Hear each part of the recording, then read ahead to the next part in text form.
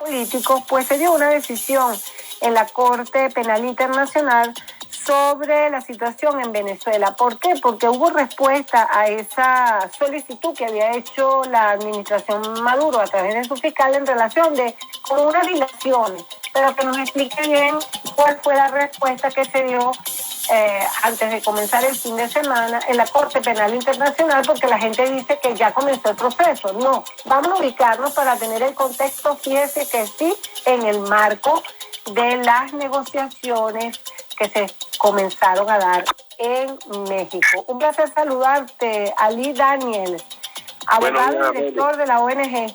Coméntanos un poquito para ubicarnos realmente las implicaciones de esa decisión en la Corte Penal Internacional. ¿Qué sucedió el jueves? Sí, hay que explicar muy bien que el derecho penal internacional es muy diferente al derecho penal venezolano.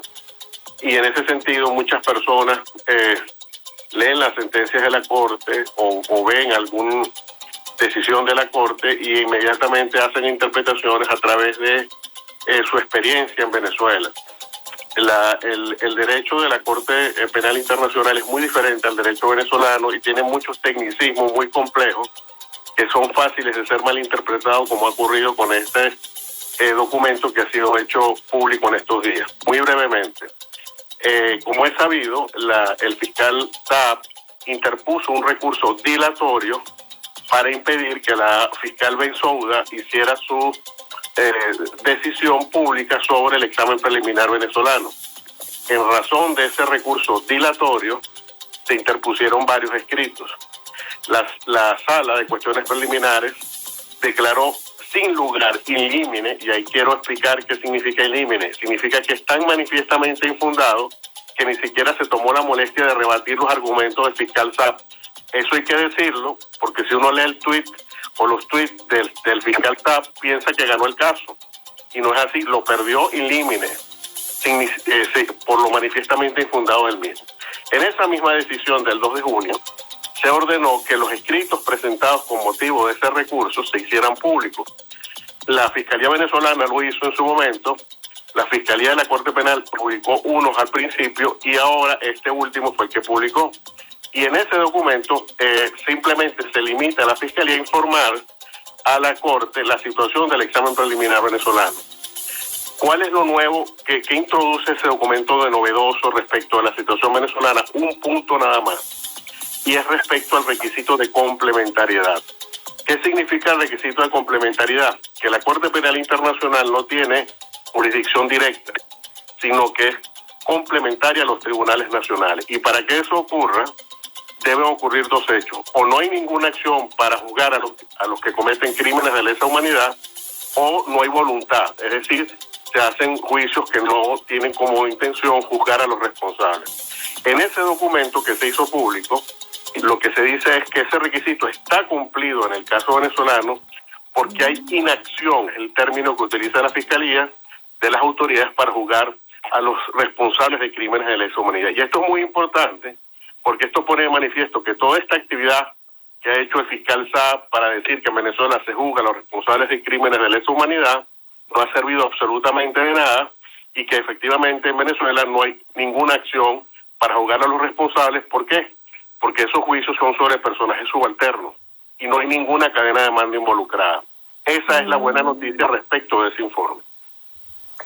Qué bueno que nos está aclarando y cuáles son, qué viene después, porque estamos hablando con Ali Daniels, una persona documentada como abogado y director de la ONG Acceso a la Justicia. Es decir, que una táctica dilatoria que se usa mucho en los tribunales en todo el mundo, pues para retrasar los procesos y tratar de defender al acusado, pues se cumplió allá en que, como nos acaba de aclarar, la justicia internacional tiene otra dimensión, pero el hecho que nos habla de la complementariedad, que además agrega que no hay ningún sustento en los argumentos del fiscal general de la República en el sentido de iniciar procesos contra los que realmente son responsables de la violación de los derechos humanos. En este sentido, qué viene después, porque también había muchas críticas, porque la antigua fiscal había hecho el informe, pero no había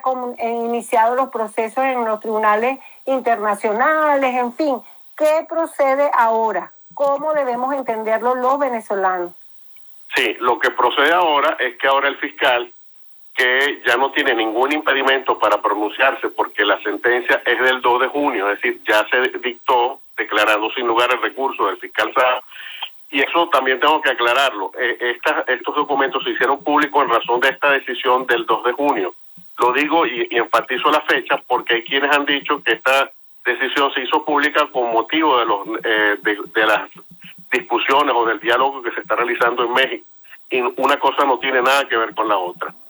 Dicho esto, ¿cuáles son los siguientes pasos? Bueno, ya los 3 primeros elementos del examen preliminar, que son la determinación de la veracidad de la información, de que se han cometido crímenes de lesa humanidad y de que se cumple el requisito de complementariedad, queda el último elemento, que es el interés. En estos momentos el fiscal tiene que valorar si es en interés de la justicia que los casos venezolanos se presenten ante la sala de cuestiones preliminares de la Corte Penal Internacional, y creo que no hay ningún venezolano de buen corazón en este país que piense lo contrario.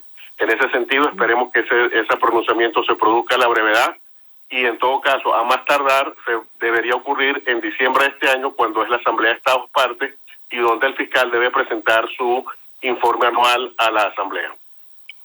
En este sentido, también quiero que me aclares un poquito, porque entre tantos que opinan en las redes sociales me confundí. Estamos hablando con Ali Daniels, abogado y director de la ONG Acceso a la Justicia. En este sentido, por ejemplo, eso significa que el nuevo fiscal tiene que volver a revisar ese informe que ya había hecho su antecesora. Bueno, no, básicamente lo que tiene que examinar, es informarse de cada uno de los casos. Recordemos que la Fiscalía lleva varios exámenes preliminares, varios casos vivos ante la Corte, y simplemente lo que tiene es que actualizar su información al respecto. Y en ese sentido, evidentemente no es que tiene que, validar o autorizar lo que hizo su antecesora, sino simplemente ponerse al día y darle continuidad. Recordemos, y eso es otra cosa que quisiera destacar, que cuando la Fiscalía venezolana respondió ante este documento de la fiscal, hizo ver como que era una opinión personal de ella, y esto hay que aclararlo. No, esto es un documento que se presentó en nombre de la Fiscalía de la Corte Penal, representa institucionalmente a la Fiscalía, y no es una opinión personal de la señora Bensoude. Y en ese sentido, este fiscal lo que le queda es o consolidar esa información, es decir, buscar más información si él considera que hay que buscarla, o decir si se continúa o no el examen preliminar y se pasa a la fase de investigación. Muchísimas gracias, Ali Daniels, abogado y director de la ONG Acceso a la Justicia. Probablemente la justicia internacional tarda mucho más de las expectativas o la necesidad de justicia de las víctimas de esa violación de derechos humanos, de esas víctimas de lo que han sido crímenes de lesa humanidad, pero llega tarde o temprano. Muchísimas gracias. Entonces, y por fin apareció Diego Borges, y vamos a esta parte del programa que es los puntos sobre las IES.